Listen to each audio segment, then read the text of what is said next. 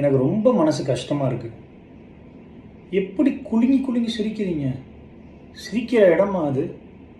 சிரிக்கிற காலமா அது? சிரிக்கிற நேரமா அது? இடம் பொருள் ஏவல்னு ஒன்று இல்லையா உங்களுக்கு?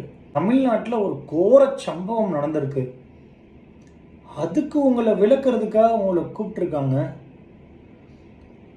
அவ்வளோ மைக் இருக்கு, அவ்வளோ மீடியா பர்சன்ஸ் இருக்காங்க. அவங்க முன்னாடி இதெல்லாம் ரெக்கார்ட் ஆகும்னு தெரியும். இருந்தாலும் என்ன அப்படின்னு நினச்சிட்டிங்களா? ஏன் ஒரு ஜோக்கு சொல்கிறீங்கன்னா கொஞ்சம் வெளியில் போய் பேசலாங்களே.